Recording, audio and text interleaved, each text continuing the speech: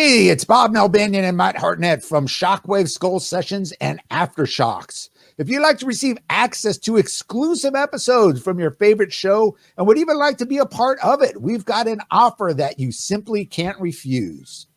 CMSPN now offers our listeners the chance to not only view and listen to exclusive episodes, but to actually participate in one as well. Go to our Subscribestar page at www.subscribestar.com/CMSPN. Our page has 3 monthly subscription tiers for you to choose from, and is a great way to personally connect to your favorite CMSPN show.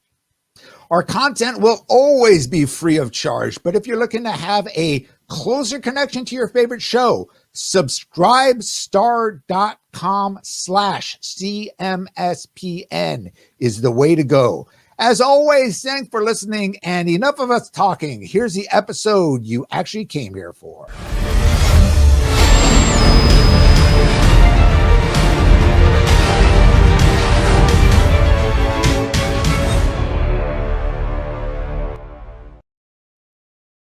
All right, we're back here with another episode of Aftershocks on AftershocksTV.com. And our guest today is someone we haven't seen or heard from in quite some time. And he's not only back putting out some great hard rock music, but you can also see him on the Real World Homecoming, New York. He's a long-haired musician we all saw on the original Real World New York back in the early 90s. And, of course, I'm talking about Mr. Andre Comeau. Andre, how's it going, man? Thanks for joining us today. Real good. Pleasure to be here. Yeah, thanks. Thanks for coming on. And, let's talk about what's going on with you. Obviously, musically, for most rock fans, the last time they heard of you was your band Rain Dance, which, of course, was the band you were in during your time on the Real World back in the early 90s there. But it's been almost, 30 years now since then. But you've still been, heavily involved with music since then. So why don't you, start out by giving the listeners a rundown of what you've been doing musically since we last saw you with Rain Dance so many years ago. Sure. Well, Rain Dance released 3 records, and we broke up in '97. At that point, I moved to Los Angeles, and I kind of stopped playing rock music shortly thereafter. I kind of got into folk music through my appreciation of Bob Dylan, and kind of really got into older country music, Hank Williams Sr., older blues, 50s Howlin' Wolf, that kind of Muddy Waters, that kind of thing. I really got into roots music and building blocks of rock and roll. I've always had, sorry, there's a helicopter going overhead. I've always had such a strong appreciation for older music, and just really got into the building blocks of rock and roll, Little Richard, Chuck Berry. It wasn't until about 2016 when I wrote a couple of songs that no matter how hard I tried, I could not transform them into and play them with my folk band. So I put together a rock band to help flesh them out. And honestly, one thing led to another. They got such a great response that it just built on that and escalated. Before we knew it, we had a full set of material, and that just became the dominant force. I ended up putting the folk band on hiatus, the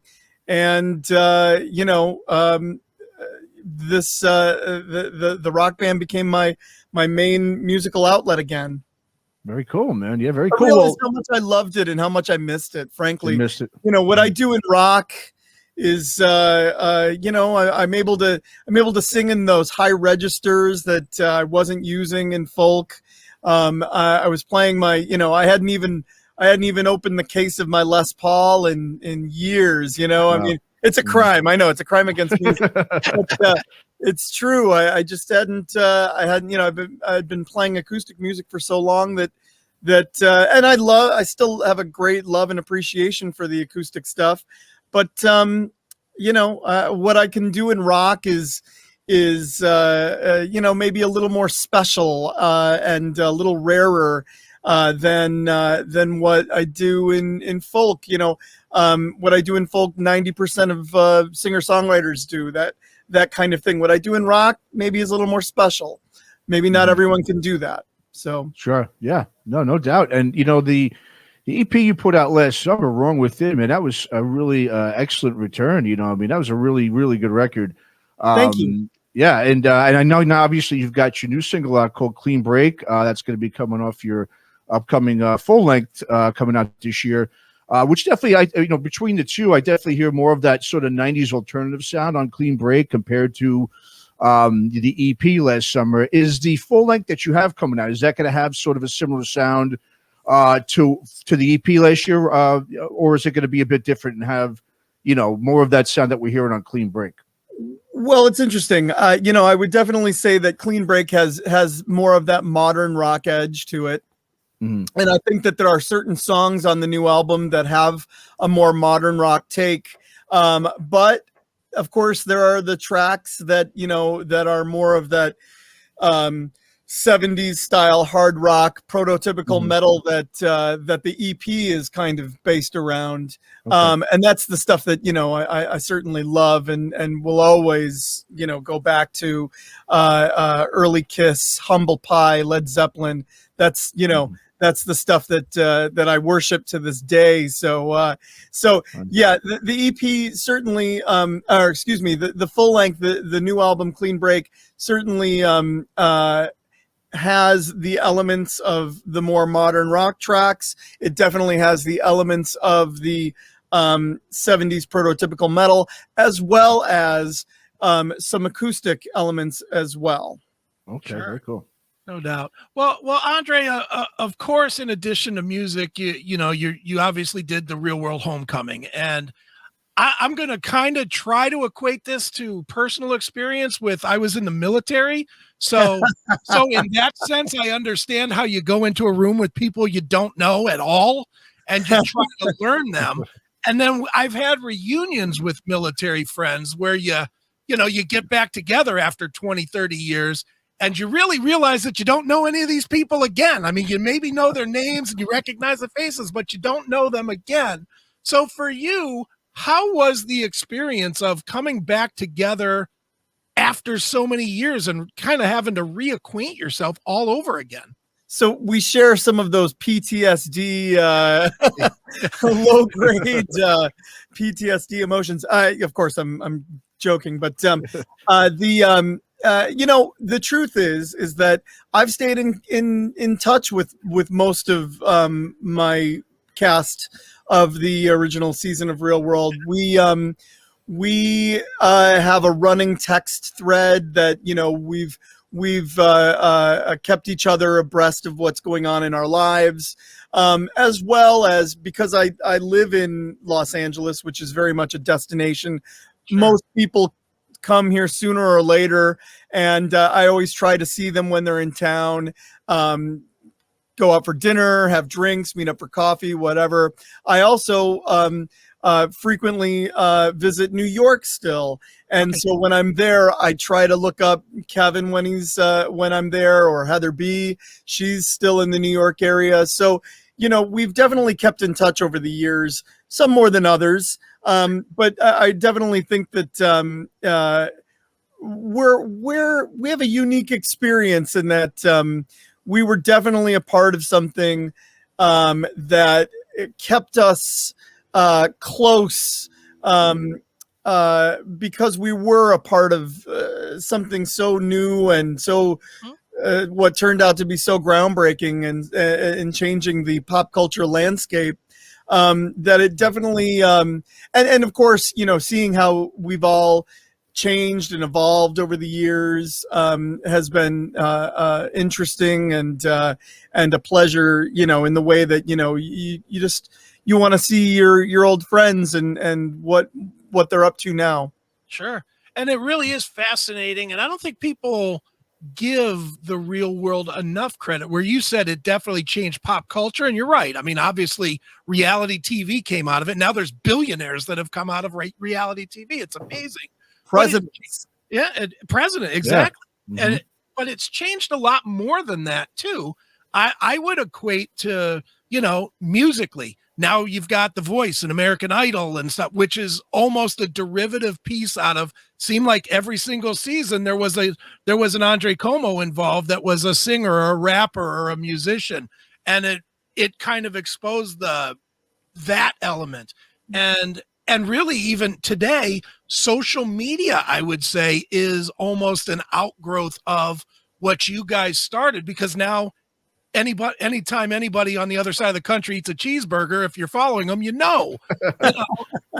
I'm curious for you, when you look at the big picture, and you know how it affected you, but when you look at everything else that you've seen evolve kind of around it, do you feel like it was as intrusive as it felt then, or do you feel that it was a groundbreaking thing that really changed the world? I don't disagree with anything that you said. It's so strange to be in the eye of the hurricane. Sure. And I never want to make, I try to remain very humble.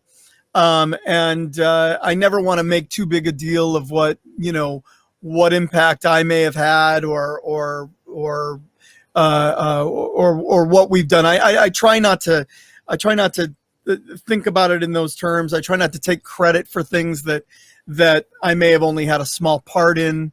But it is a strange and unique experience to have been involved in something that really did change our world. Sure. And it's I guess what I'm trying to say is that I just try to stay humble and stay focused on what I do and not concern myself too much with the but I don't disagree with anything that you said. I really do.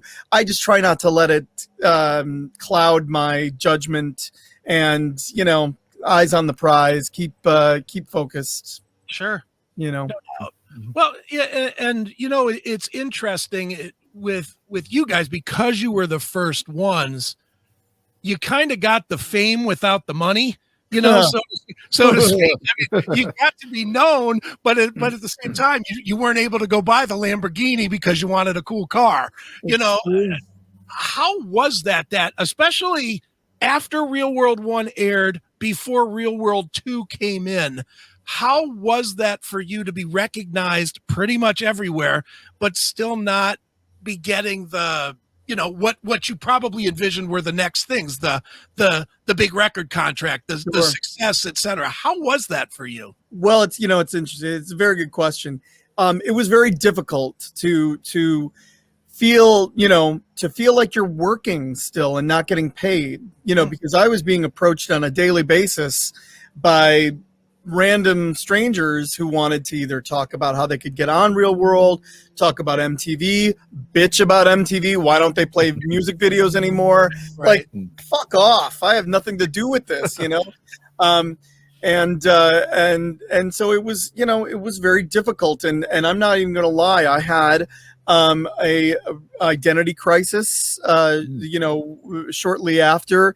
And if you've ever seen Wes Anderson's The Royal Tenenbaums, where the dude is in the mirror cutting his hair in a fit of crazy, depression, that was me. I mean, I did that.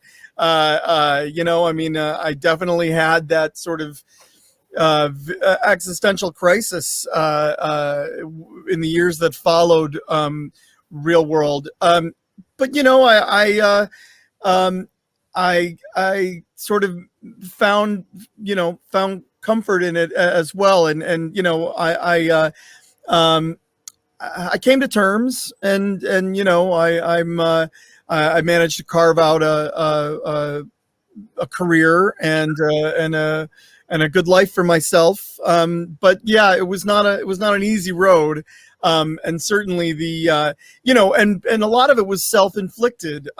We turned down our major label offers ridiculously. We wanted to be indie because we thought that was, the future. Turns out it was, but we way overshot it. Like, indie wasn't cool for another 20 years. And we were thinking, it was the next thing. Wasn't the case. Technology wasn't there. And all it did was limit our possibilities. We definitely we missed our chance when it came to taking advantage of the opportunities. But that's, that's that's right. Sure. Life is all about choices, and I try not to regret them, just try to learn from them. Right. Sure, no doubt. Well, I mean, and just to piggyback off that, Andre, although obviously the exposure for the band and yourself as a musician must have been great, I think it could have also possibly been a bit, in a way, detrimental too, because you're now known as being Andre on TV, not Andre from Raindance, you're Andre from the real world. So I think your music in the eyes maybe of a lot of potential fans and viewers was sort of secondary to what people already knew you for. Do you think that being on the show, did it hurt more than help with your music career because of that, you think? Well, I think it was just a double-edged sword. What side hurts worse? I don't know. True, It's hard to know that one thing helped more than it hurt. I would say that the exposure was great. The reaction of the business, not so great. Sure. No, makes sense. Totally. Well, one of the things I find interesting about the reunion now is that you guys, I was reading, I heard about it. You weren't allowed to, when you were in there, you weren't allowed to watch TV, right, or play music, or basically do anything, obviously because of background noise for production and copyright issues and all that kind of stuff. Although I do understand those, the legal ramifications of that, I mean, being that it's, reality TV, and now you're all older, you're all obviously much more mature. It's 30 years ago. It's obviously tougher to get those sort of dramatic moments on film than it was when, obviously you're in your young 20s, unless you get everybody back in the same loft from 30 years ago. You stick them in there during a pandemic, no less, with no way of really entertaining yourselves. I mean, except for having conversations, you can't go out anywhere and really do much. And I think no matter how mature anybody is, if that happens, that's definitely, it's going to stir the pot up and make for some good TV moments, which it obviously has. In your opinion, do you think that was sort of the plan all along from the producers? But, they sort of took advantage of the situation to kind of, do this for you guys, just so they can get those TV moments that people want to see? Well, I think that one of the things about my season that's unique of Real World, of my season in particular, were the substantive conversations that we had about race. Kevin Powell is an activist and has been an activist since before I knew him. Extremely intelligent, extremely articulate. And I was in my early 20s, relatively sheltered. And so, I think we all were. And so, not necessarily, not necessarily seeing things as they are, just seeing things as we and our limited experience sort of presented themselves. So, coming back was definitely an opportunity, especially given the much wider scope that we all have now, thanks to social media, thanks to the fact that, cameras are ubiquitous. They're everywhere. And so we've all seen so much more than the sliver that we were seeing then, whereas in that sliver, we had to make up the rest. Now we see the whole scope, or much more of the scope, and there's not much guesswork. We see the injustice that goes on in the world much clearer now, and so this was definitely an opportunity to just in my case, just tell Kevin, hey man, you were right. And this is this is not only, this is something that needs to be addressed, needs to be discussed. I'm happy to help bring this to light. And, it definitely had an effect on, how I view the world, how I will be raising my daughter. And so, I mean, it's the experience is profound, and it's, it can't be, it really can't be overstated. Sure. Yeah, no doubt. You stated in the press release that you went into the reunion the same as you went into the original Real World, which was as an artist. I guess my question is now, how did you come out of it this time compared to last time? I mean, did you get what you wanted out of it more or less this time than you did on the original show? No, to be honest with you, I was pretty disappointed because, as you mentioned, we didn't, we weren't able to watch TV, listen to music. So basically I played music the whole time I was there, and they really cut a lot of that out. I understand the story they want to tell. But unfortunately my storylines they limited my storyline to my family life, which I'm very proud of. And I'm, thrilled that got the airtime that it did, but my music and my current musical endeavors largely suffered in the airtime. I understand 6 episodes, they've only got so much time, they need to tell a story, but I know that they didn't, they focused on certain aspects and certain characters a little too much, in my opinion, and certain aspects and certain characters a little too little, in my opinion. And I'm part of the latter. Right. Gotcha. Do you feel like the paywall hurt, being on Paramount Plus instead of like CBS? Well, to be honest with you, I don't, the jury's still out, because it's, from what I understand, it's going to be going to MTV at some point. So this is not, I think that obviously the exclusivity with Paramount Plus is a way for them to demand more subscribers. Sure.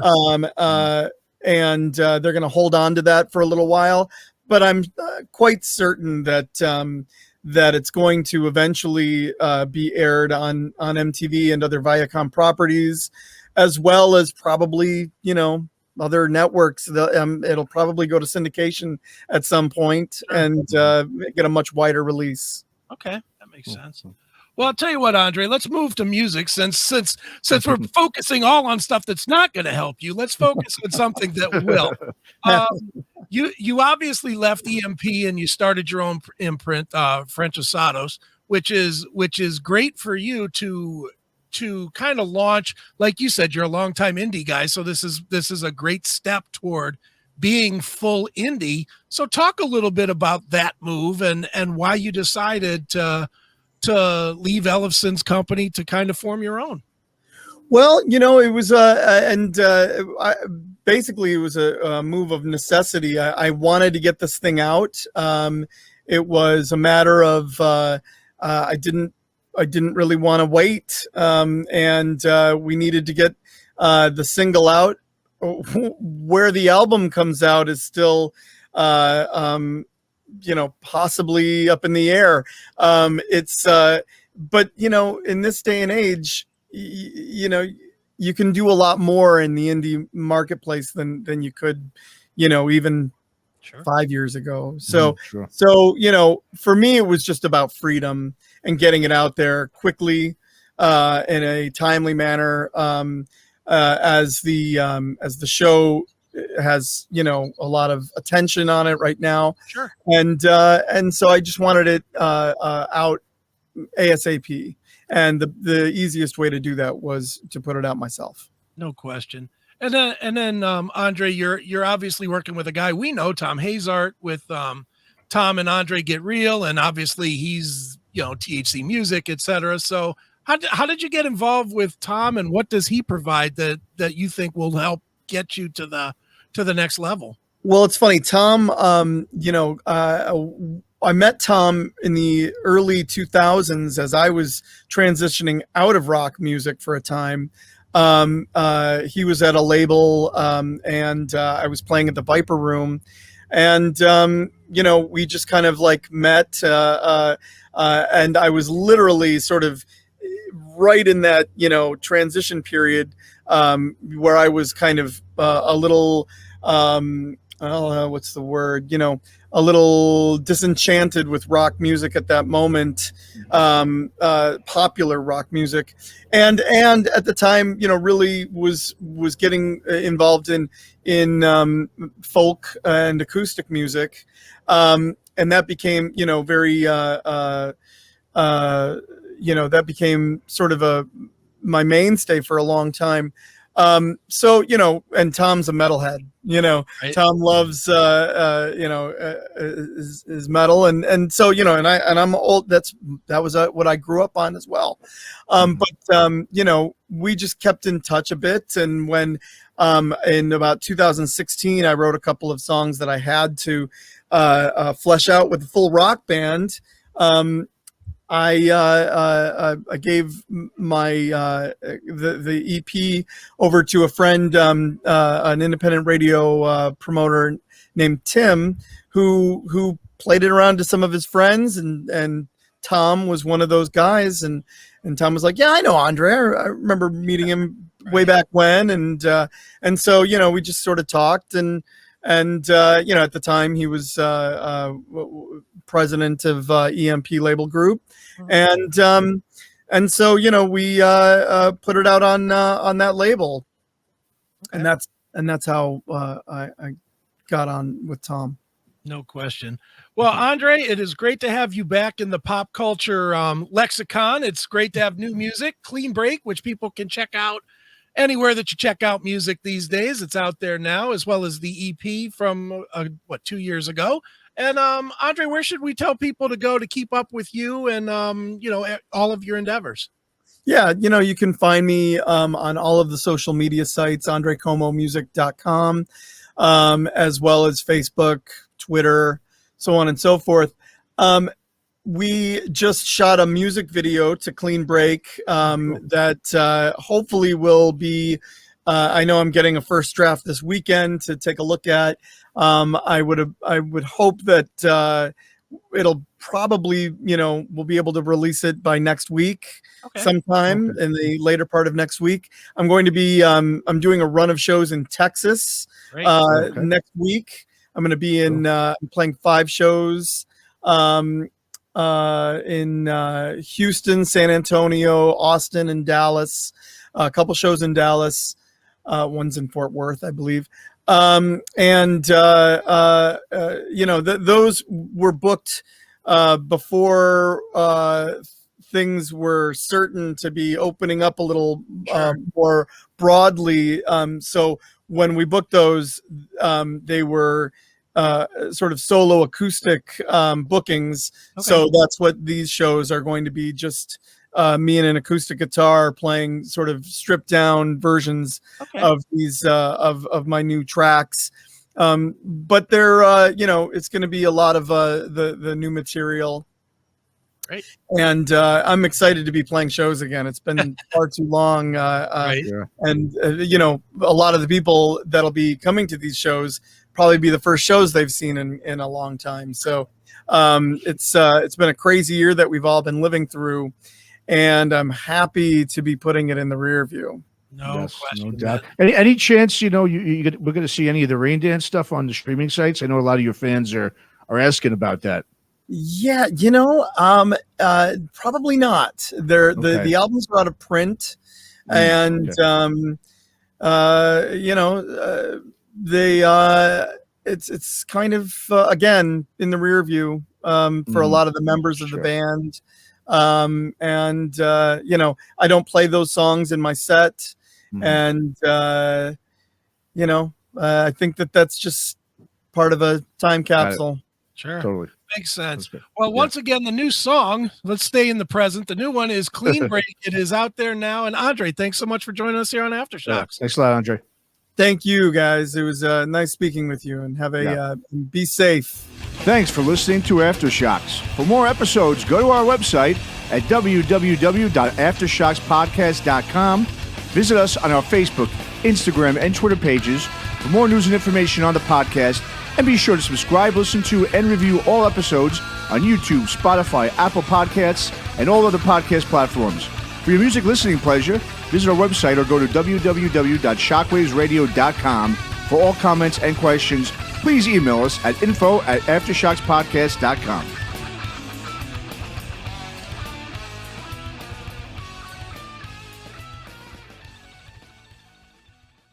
All right, everybody, another great interview right here on Aftershocks TV. And before we go, just want to remind you one more time, make sure you get over and subscribe to the CMS Podcast Network, cmspn.com. You can watch, you can listen, you can subscribe to everything that we do. Not only us, but the classic metal shows, Shockwave Skull Sessions, Talk to Me. It's all there, one site. Get 4 great shows. Never have to do anything again but be entertained. So check it out, cmspn.com, cmspn.com, cmspn.com. Until next time, folks.